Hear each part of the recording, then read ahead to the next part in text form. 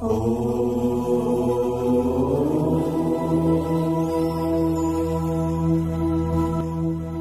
ओम श्री गणेशाय नमः। कृष्णाय वासुदेवाय हरये परमात्मने प्रणत क्लेशनाशाय गोविन्दाय नमो नमः। यौ तौ शङ्खकपालभूषितकरौ मालास्थिमालाधरौ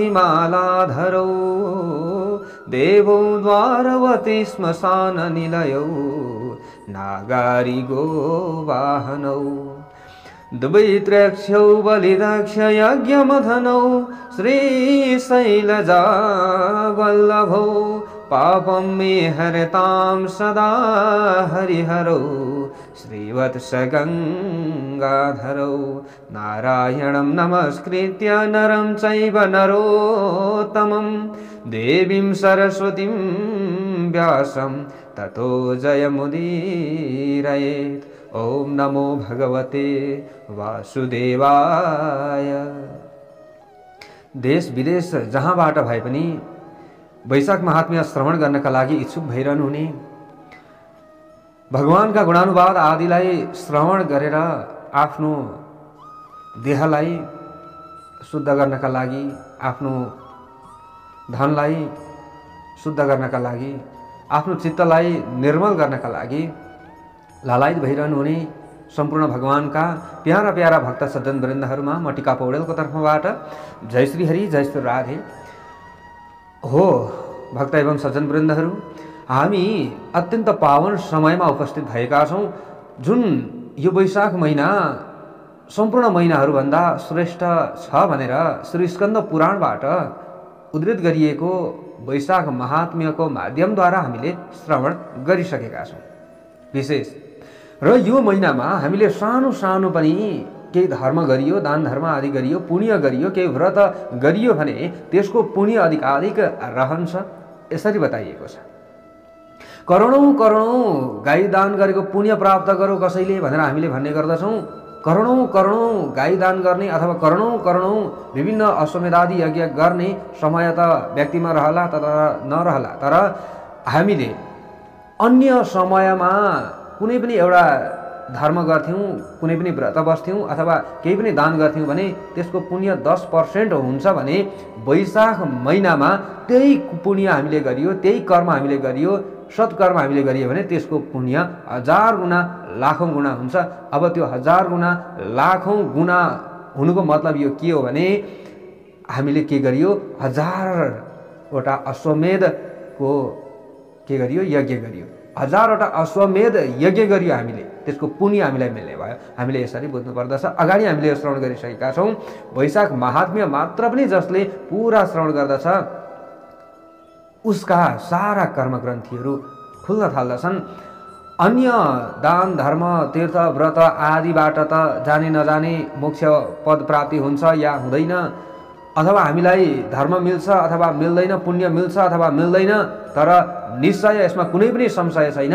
वैशाख महिनामा हामीले वैशाख मासको व्रत बस्यो, वैशाख महिनामा घर बाहिरका तीर्थहरूमा, घर बाहिरका नदीहरूमा, तलाउ आदिमा हामीले स्नान मात्र गरियो भने निश्चय नै यसमा कुनै पनि संशय छैन भनेर हामीले अगाडि श्रवण गरिसकेका छौँ कि हामीलाई भगवान श्रीहरि विष्णुको धाममा जान पाउँदछौँ, हामीले त्यहाँ जान पाउँदछौँ, हामीलाई त्यो पद मिल्न सक्दछ।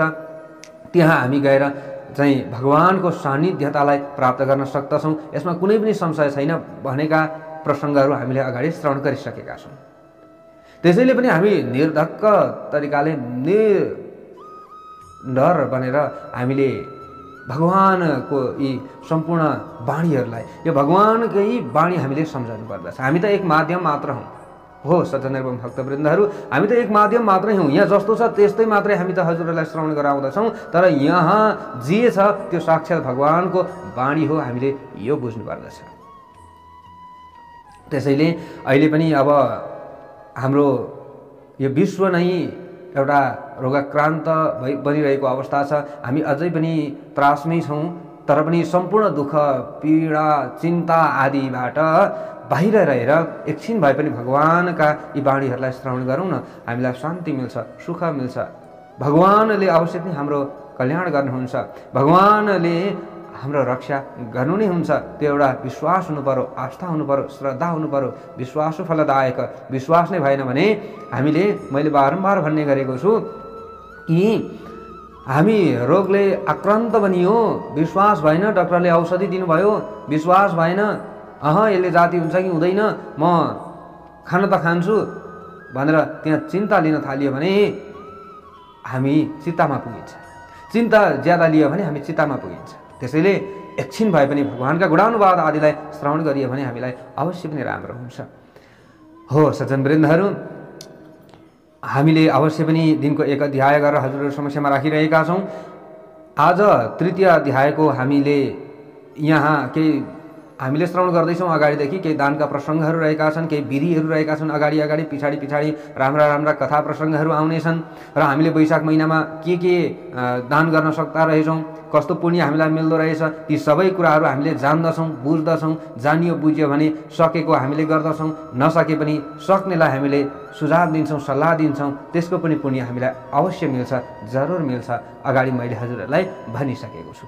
हामीले सक्नेले गर्ने, नसक्नेले कथा सुन्ने, श्रवण गर्ने, भगवानप्रति भक्तिभाव र आस्था जगाउने, यो नै हाम्रा लागि सबैभन्दा ठुलो हो। गर्नै पर्छ, कुनै पनि दान गर्नै पर्छ, व्रत बस्नै पर्छ भन्ने पनि हुँदैन, जरुरी हुँदैन। तर यो जरुरी हुन्छ कि भगवानको कथा सुन्नुहोस्, आधी घन्टा सुन्नुहोस्, 15 मिनट सुन्नुहोस्, 20 मिनट सुन्नुहोस्, यो चाहिँ सुन्नुहोस्। यसमा चाहिँ हामीले कर पनि लगाउन मिल्छ। हेर्नुहोस्, किनभने यसमा कुनै पनि तपाईँहरूको द्रव्य पनि जाँदैन, हाम्रो द्रव्य पनि जाँदैन र अलिकति समय हो। हामीले काम गर्दै पनि भगवानका गुणानुवाद आदिलाई श्रवण गर्न सक्दछौँ, कति राम्रो छ। हो त्यसैले यो कर्ममा भने हामीले अरूलाई पनि लगाइयो भने त्यसको पुण्य हामीलाई पनि मिल्छ। मैले यो हजुरहरूलाई भनिसकेको छु। आउनुहोस् भक्त एवं सज्जनवृन्दहरू, अब हामी तृतीय अध्यायको थोरै पाठ श्रवण गर्छौँ। त्यस पछाडि फेरि कथा, फेरि पाठ, फेरि कथा हामीले श्रवण गर्नेछौँ। यहाँ जस्तो छ त्यही म हजुरहरूलाई श्रवण गराउँछु। अथ तृतीयोऽध्याय। नारद उवाच यो मर्त्यो द्विजवर्याय पर्यङ्कं तु ददाति यत्र स्वस्थः सुखं सेते सीतानीलनिसेवितः धर्म साधनभूतो हि देहो निरुजमासते तं दत्वा सकलं दुःखं निरस्य गतकल्मषः अखण्डपदवीं याति योगिनामपि दुर्लभां वैशाखे धर्मतप्तानां श्रान्तानां तु द्विजन्मनां दत्वा श्रमापहं दिव्यं पर्यङ्कं मनुजेश्वर न जातु सीदते लोके जन्म मृत्युजरादिभिः गृहीत्वा ब्राह्मणो यत्र सेते चाजीवमास्थितः आसीने सकलं पापं ज्ञानतो ज्ञानतः कृतं। जस्तै यहाँनिर नारदजीले अम्बरीश राजालाई भन्दै हुनुहुन्छ, हे राजन, के भन्नुहुन्छ त? नारदजी, जो मनुष्य कोही पनि दीन दुखी असहाय आदिलाई अथवा कोही पनि गरिब ब्राह्मण आदिलाई वैशाख मासमा पलङ दान गर्दछ, जसलाई आवश्यक छ, आवश्यकतै नहुने ठाउँमा हामीले दान गरेर फेरि हामीलाई केही पनि मिल्नेवाला होइन है सज्जन। यो हामीले विचार गर्नुपर्दछ। समुद्रमा हामीले एक लोटा पानी खन्याएर त्यहाँ केही पनि उपलब्धि हुँदैन, तर जहाँ उब्जाउ भूमि छ त्यहाँनिर हामीले एक लोटा पानी खन्याइयो भने पनि, त्यहाँबाट कुनै बिरुवा उम्रियो भने पनि त्यसले अवश्य पनि अरूको कल्याण गर्छ। कुनै पनि बिरुवा उम्रियो, फल आँप, जस्तै आँपको बिरुवा उम्रियो, त्यो फल हो भने त्यसको स्वाद सबैले लिन पाउँछन्। हेर्नुहोस्, यो हामीले बुझ्नुपर्दछ। दान त्यहाँ गर्नुहोस् जहाँबाट हामीलाई लाभ हुन्छ। लाभ नै नहुने ठाउँमा दान गरेर के गर्नु? देशकाल परिस्थिति र पात्र अनुसार हामीले सबै कर्महरू गर्नुपर्दछ। देशै कालै छ, पात्रै छ, त्यसै भनिएको होइन है।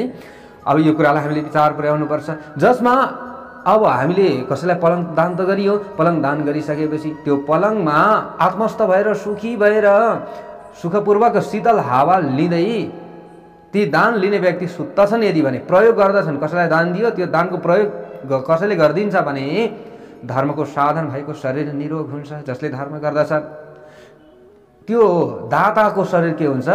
निरोगी हुन्छ, ऊ रोगले आक्रान्त हुँदैन।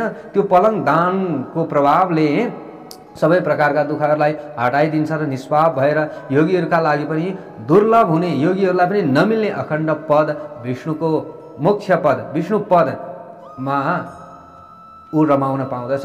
त्यो मोक्ष उसले प्राप्त गर्न सक्दछ त्यो दाताले। वैशाख मासमा घामले सन्तप्त भएर थाकेका कोही पनि असहाय ब्राह्मण आदिलाई श्रमहारी दिव्य पलङ दिनाले हे नरेश्वर, यस लोकमा दाता जो छ त्यो दाता जन्म, मृत्यु र जरा, वृद्धावस्था आदि क्लेशले पीडित हुँदैन। वृद्ध त सबैले हुनुपर्दछ, जरा अवस्था त सबैको हुन्छ, यौवन अवस्था पनि सबैको हुन्छ, तर जरा अवस्थामा पुगेर पनि हामी रोगले पीडित भइयो, आइया आइया गर्नु पर्यो, आथा आथा गर्नु पर्यो भने त्यो जति पीडा केही पनि हुँदैन। हामीलाई रोग नलागिकन हाम्रो शरीर चाहिँ त्याग्न पाइयो भने त्यो जति सुख हामीलाई केही पनि हुँदैन। हेर्नुहोस्, त्यसैले वृद्ध अवस्थामा गएर पनि जसले सतपात्रमा पलङ दान गर्दछ ती व्यक्तिहरूले पीडित हुनु पर्दैन। त्यो पलङ लिएर यदि कोही पनि ब्राह्मण, कोही पनि व्यक्तिले जीवनभरि त्यसमा शयन गर्दछ भने त्यस दाताका जानेर अथवा नजानेर गरेका सबै पापहरू नाश भएर जान्छ। यसरी बताइयो, अगाडि बताइन्छ। विलयम याति राजेन्द्र कर्पूर इव बन्हिना शयाने ब्रह्म निर्वाणम स नरो याति निश्चितम यो दद्यात् कशिपुं मासे वैशाखे स्नान वल्लभे सर्वभोग समायुक्तस्तस्मिन्नेव हि जन्मनि स नरो वर्तते नूनं रोगादिभिरनाहतः आयुष्यं परमारोग्यं यशो धैर्यं च विन्दति नाधार्मिकः कुले तस्य जायते शतपुरुषं भुक्त्वा तु सकलान् भागांस्ततः पञ्चत्वमागतः निर्दुताखिल पापस्तु ब्रह्म निर्वाणं ऋच्छति विशिष्टाय द्विजेन्द्राय यो दद्यादुपवर्हणं सुख निद्रा विनायेन न नृणां जायते क्वचित् सर्वेषामाश्रयो भूत्वा भूवि साम्राज्यमश्नुते। अगाडि गएर फेरि नारदजीले भन्दै हुनुहुन्छ, हे राजेन्द्र, त्यसरी सबै नष्ट हुन्छन् उसका पापहरू, जसरी अग्निद्वारा कपुर नष्ट हुन्छ त्यसरी नै दाताको सम्पूर्ण पापहरू नष्ट हुन्छ। अरू त्यसमा पलङमा ब्राह्मणले शयन गर्नाले निश्चय नै त्यो दाता व्यक्तिले ब्रह्म निर्वाण मोक्षलाई प्राप्त गर्दछ। स्नान प्रधान यस वैशाख मासमा जसले शय्याको दान गर्दछ त्यो त्यसै जन्ममा सुखरूप सबै भोग्य पदार्थहरूको भोग गर्नेवाला पनि हुन्छ। त्यही जुन जन्म उसले लिइरहेको छ त्यही अवस्थामा पनि, जस्तै अहिले वर्तमान अवस्थामा पनि उसले भौतिक सुखले पनि उत्पन्न हुन सक्दछ। यसरी बताइयो। त्यस दाताले कुनै रोगले पीडित नभई आयु, परम आरोग्य, यश, धैर्यलाई पनि प्राप्त गर्दछ। 100 जन्मसम्म त्यसका कुलका कुनै पनि अधार्मिक जन्मिँदैनन् त्यसका कुलमा। यसरी बताइयो। कस्तो राम्रो कुरा। हेर्नुहोस्, दाताले यस लोकमा सबै प्रकारका भोगहरूलाई भोगेर त्यस पछाडि देह त्याग गरिसकेपछि सम्पूर्ण पाप नष्ट भएको त्यसले अन्तिममा मोक्ष पदलाई प्राप्त गर्दछ।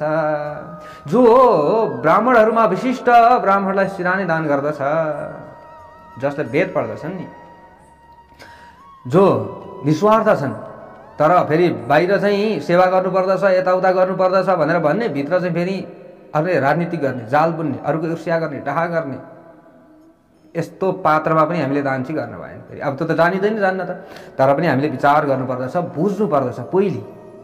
हेर्नुहोस्, कसैलाई केही गर्नुभन्दा अगाडि त्यो व्यक्ति कस्तो हो, के हो त्यो पनि त बुझ्नु पर्यो नि, होइन? हाम्रो उद्धार गरिदिने व्यक्ति कस्तो हो त्यो पनि बुझ्नु पर्दछ। कुनै पनि एउटा घडा हामीले किन्न जान्छौँ, घडा किन्न जाँदाखेरि हामीले घडामा पानी राखेर खानु त छ, होइन? तृप्ति गर्नु छ, त्यसका लागि त हामीले त्यो घडा चुइने छ कि छैन, कता चर्केको छ कि छैन, कस्तो छ भनेर 10 चोटि हेर्छौँ, 10 चोटि।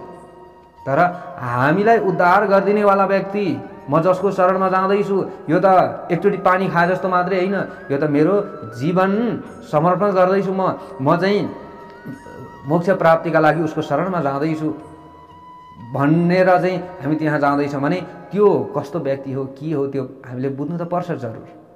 हेर्नुहोस्, अहिले धेरै खालका छन् नि त, बाहिर चाहिँ यसो गर्नुपर्छ उसो गर्नुपर्छ भनेर देखावटी गर्ने, भित्रभित्र चाहिँ राजनीति गर्ने, अरूको ईर्ष्या गर्ने, डाहा गर्ने, सुगुलखोरी गर्ने, है? यस्तोबाट चाहिँ हामीले विशेष बस्नुपर्दछ। अब अहिले कलियुगमा त फेरि त्यस्तैको चाहिँ बढुवा पनि हुन्छ हुन चाहिँ, अब त्यो हामी आफैले जान्ने कुरा हो। यसरी यहाँनिर धेरै कुराहरू बताइयो। सम्पूर्ण पापहरू नष्ट भएर अन्तिममा मोक्ष पदलाई उसले प्राप्ति गर्दछ। यसरी सिरानी दान गर्दाखेरि पनि सिरानीको बिना मनुष्यलाई सुखपूर्वक निद्रा आउँदैन। सिरानी बेगर निन्द्रा आउँछ त? आउँदैन। हातको भागमा सिरानी लाएर सुत्छौँ हामी।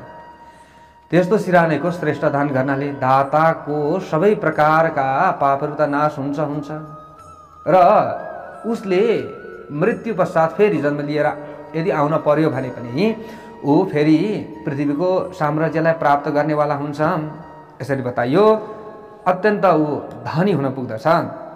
पछाडि गएर पुनः सुखी पुनर्भोगी पुनर्धर्मपरायणः आसप्त जन्म राजेन्द्र जायते सर्वदा जयी पश्चात् सप्त कुलैर्युक्तो ब्रह्म भूयाय कल्पते तारणं कूटं तु यो दद्यात् कट मन्यदथापि वा तत्र शेते स्वयं विष्णु पत्रस्थ परमेश्वरः यथा जलगता चूर्णा न जलैर्बध्यते क्वचित् तथा संसारगो जन्तुः संसारे नैव बध्यते आसने शयने स्वस्थः कटतः सर्वतः सुखी प्रस्रहे शयनार्थाय यो दद्यात् कटकम्बलं तावन्मात्रेण मुक्तः स्यान्नात्र कार्य विचारणः निद्रया हीयते दुःखं निद्रया हीयते श्रम सा निद्रा कटमस्थस्य सुखं सञ्जायते ध्रुवम्।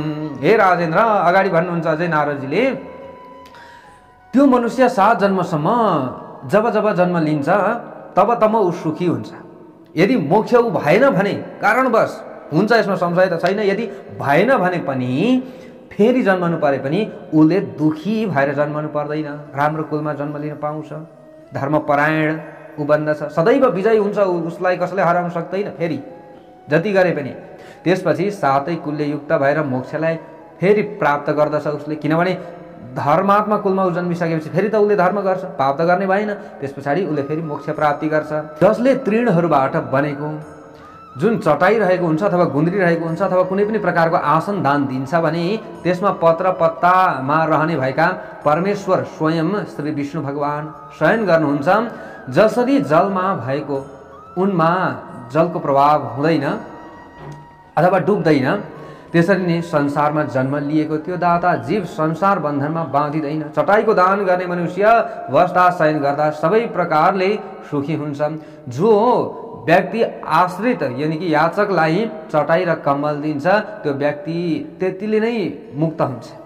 यसमा विचार गर्नु पर्दैन। निन्द्राले नै दुःख भाग्दछ, निन्द्राले नै सारा परिश्रम पनि भाग्दछ। हेर्नुहोस्, निन्द्रा भएन भने रोग सुरु हुन्छ। निन्द्रा मस्त लाग्यो भने केही न केही हाम्रो शरीरले आराम पाउँछ, हैन त? त्यही कुरा अब शास्त्रहरूले त अगाडि नै भनिसकेका छन्, अहिले त विज्ञानले पनि त्यो कुरा भनिरहेको छ। त्यो निन्द्रा चटाईमा रहने व्यक्तिलाई सुखपूर्वक आउँदछ र यो सत्य कुरा पनि हो। यसरी बताइयो।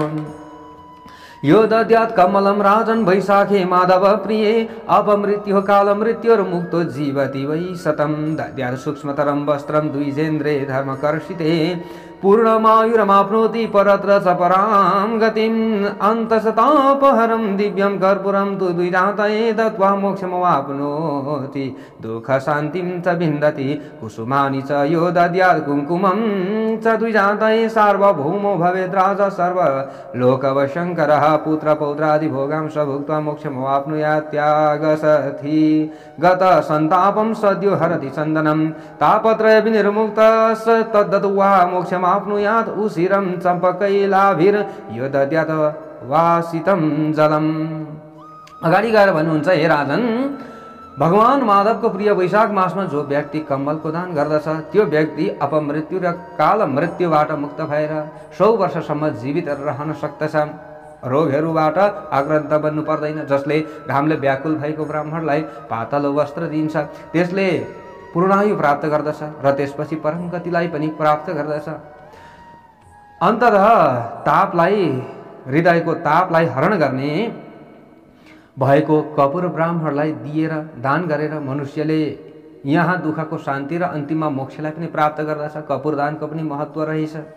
जुन मनुष्यले वैशाख मासमा ब्राह्मण पुरुषहरूलाई कुमकुमको दान गर्दछ त्यो सबै लोकलाई बसमा राख्ने सार्वभौम राजा हुन्छ।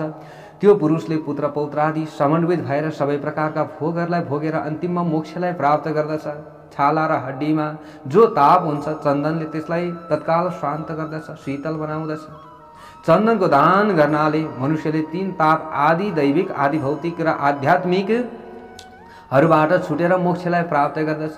जुन पुरुषले खस चम्पा र अलैँचीद्वारा सुगन्धित भएको जल दान गर्दछ भने हे राजेन्द्र, सबै प्रकारका भोगहरूलाई भोग्नमा देवताहरू पनि त्यसका सहायक हुन्छन्। यसरी बताइयो। हेर्नुहोस् है, अरु देशमा सबै पाप र दुःख समाप्त भएर त्यसले मोक्षलाई प्राप्त गर्दछ।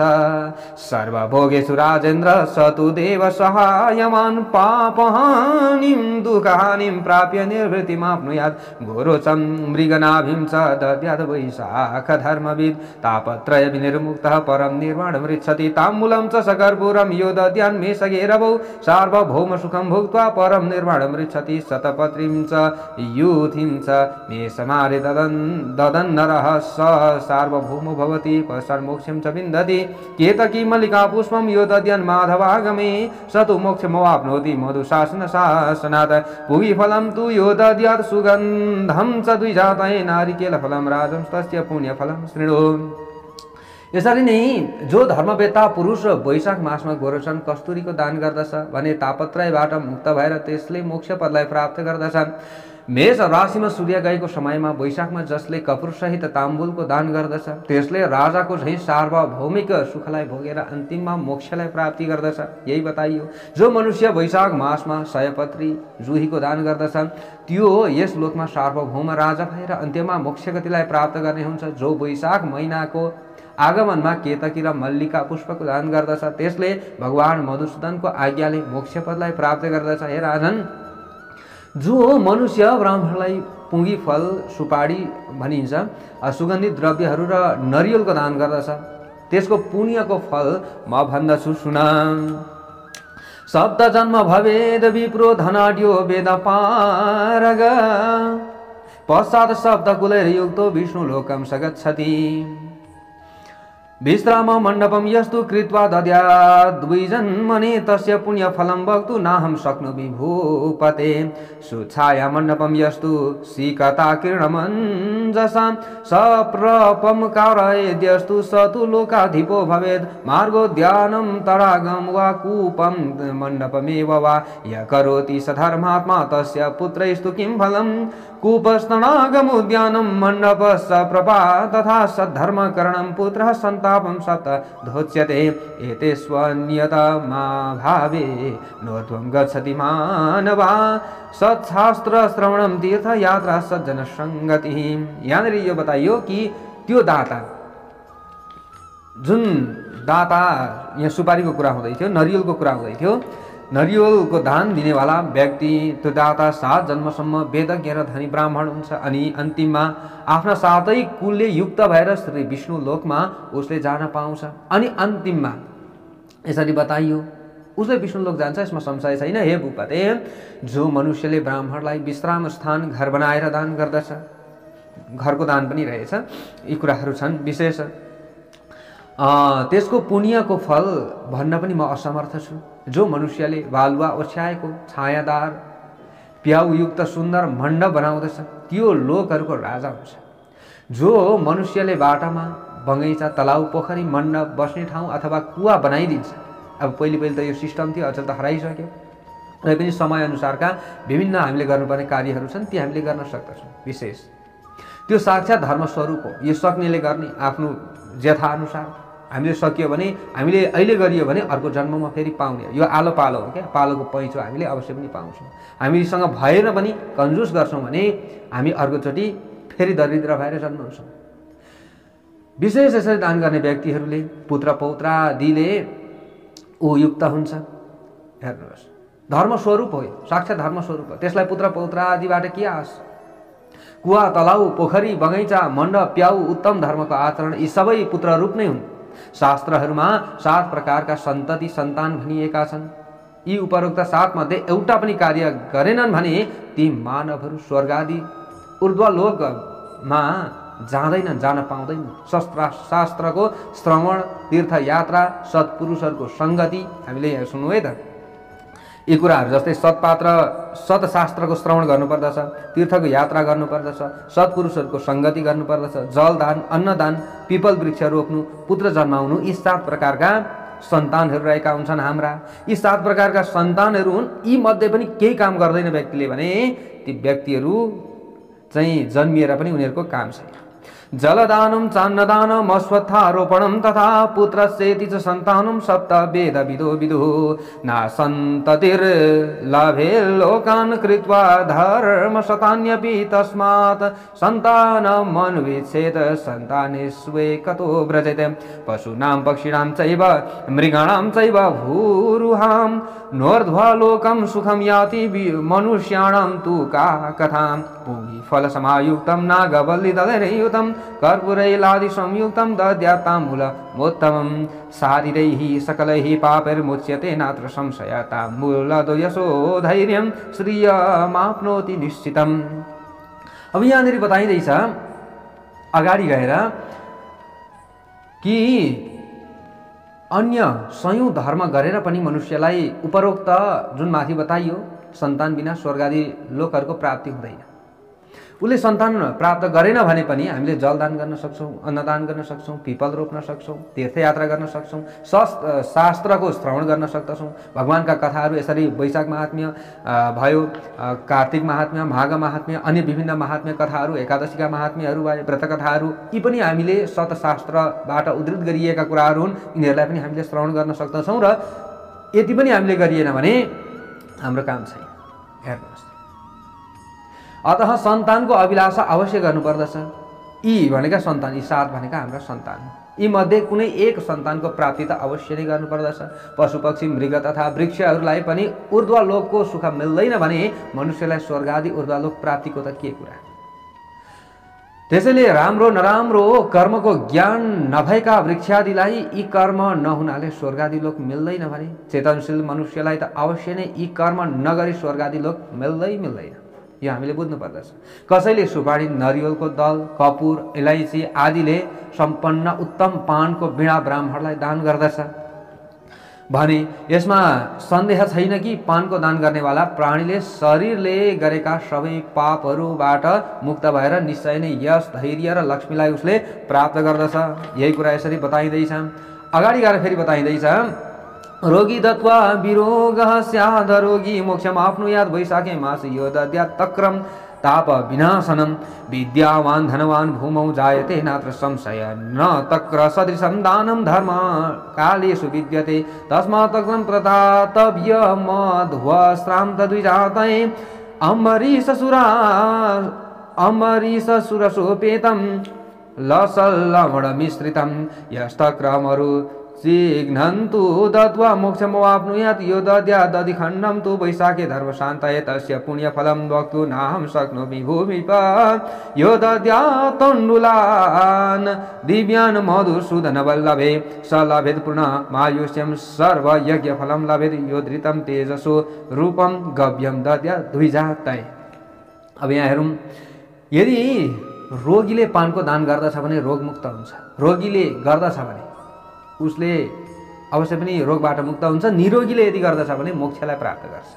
वैशाख मासमा तापलाई नष्ट गर्ने भएको तक्र, जुन तक्र भनिन्छ, तक्रम भनिन्छ, मोही जो प्राणीले दान गर्दछ। हेर्नुहोस्, हामीले मोही दान गर्नुपर्दछ भनिन्छ नि। मोही दान गर्दछ भने त्यो प्राणी यस भूतलमा विद्यावान धनवान हुन्छ, यसमा कुनै संशय छैन। किनकि मोहीको दान समान गर्मीमा केही पनि हुँदैन। बाटोमा हिँडेर थाकेको ब्राह्मणलाई त्यसैले मोही दान गर्नुपर्दछ। कोही पनि असहाय, गरिब, दीन दुखी, कोही पनि पथिक हिँडिरहेका छन् बाटामा, उनीहरूलाई हामीले दान गर्नुपर्दछ। बाटो हिँड्ने हुन्छ नि जो पनि, उनीहरूलाई हामीले मोही दान गरियो, जल दान गरियो भने यसको पुण्य अधिक छ। त्यो मोहीमा ज्यामिर कागतीको सुन्दर रस मिलाएर, ठिक्क मात्रामा नुन मिलाएर, जसले अरुचिलाई नाश गर्ने भएको तक्र मोही दिन्छ, उसले अवश्य नै मोक्ष प्राप्ति गर्दछ। जो व्यक्ति वैशाख मासमा गर्मी शान्त गर्नका लागि ब्राह्मणलाई दही यसरी कसैलाई दान गर्दछ, जस्तै कोही पनि चाहनेवाला व्यक्तिलाई एकदम तिर्खाएका छन् अथवा भोकाएका छन्, उनीहरूलाई दही दान गर्दछ भने हे भूमि बालक, त्यसको पुण्यको फल भन्न म सक्दिनँ। नारदजी भन्दै हुनुहुन्छ, मधुसूदन भगवानको प्रिय वैशाख मासमा जो जन दिव्य तण्डुल यानि कि चामल दान गर्दछ त्यसले पूर्ण आयुलाई प्राप्त गर्दछ, अरू सबै यज्ञको फल पनि प्राप्त गर्दछ। जो जन वैशाख मासमा ब्राह्मणलाई तेज स्वरूपको गाई दान गर्दछ, गाईको घिउ दान गर्दछ, जस्तै यसरी गाईको घिउ चाहिँ दान गर्दछ भने त्यो अश्वमेध यज्ञको फललाई उसले प्राप्त गर्दछ र अन्तिममा भगवान विष्णुको मन्दिर स्वरूप वैकुण्ठलाई उसले प्राप्ति गर्दछ। यही बताइँदैछ, स्वस्वमेध फलम प्राप्य मोदते विष्णु मन्दिरे ऊर्ध्वरुगुड सम्मिश्रम वैशाखे मेषगे रवौ सर्व पाप विनिर्मुक्त श्वेत द्वीपे वसे ध्रुवम् यचेक्षुदण्डं सायान्ये दिवा तापोपशान्तये ब्राह्मणाय च यो दद्यात् तस्य पुण्यमनन्तकं वैशाखे पानकं दत्त्वा सायान्ये श्रमशान्तये सर्वपाप विनिर्मुक्तो विष्णु सायुज्यमाप्नुयात् सफलं पानकं मेषमासे सायं द्विजातये दद्यात् तेन पितॄणां तु सुधापानं न संशयः।